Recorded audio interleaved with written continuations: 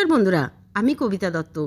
আমি কিন্তু খুব কম সময়ে ফাঁকিবাজি দিয়ে কী করে রান্না করা হয় এবং রান্না করতে করতে বাড়ির কাজ কিভাবে করে নেবেন তার একটা ছোট উপায় বলে দিচ্ছি।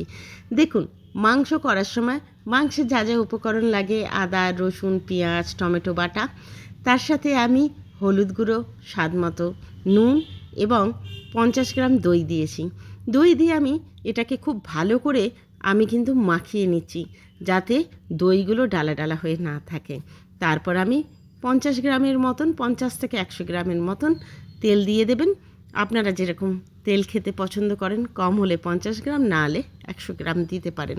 সেটাকে আমি কিন্তু খুব ভালো করে মিনিট 10 কিন্তু আমি ভালো করে সেটাকে মাখিয়েছি, যাতে মাংসের প্রতিটা কণায় আমার মশলাগুলো পৌঁছে যায়।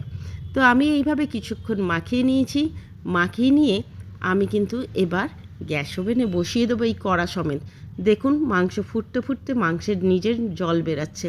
তো মাংসর এই জলেই কিন্তু মশলাগুলো ভালো করে কষে নেব। কষা হয়ে গেলে ওর মধ্যে তেজপাতা, শুকনো লঙ্কা, এলাচ দুটো, গরম মশলা, দারচিনি দিয়ে ভালো করে, লঙ্কা গুঁড়োটা দিতে ভুলে গেছিলাম, ওই জন্য জলে গুলে দিয়েছি পরে। তারপরে আপনারা ঢাকা দিয়ে মাংসটা কষে গেলে প্রেসারে বসিয়ে 5টা সিটি ফেলে দিন। দেখুন, পাতলা ঝোল রেডি। আপনাদের পেটের কোনো সমস্যা হবে না, একদম পাতলা ঝোল, টেস্টি ঝোল।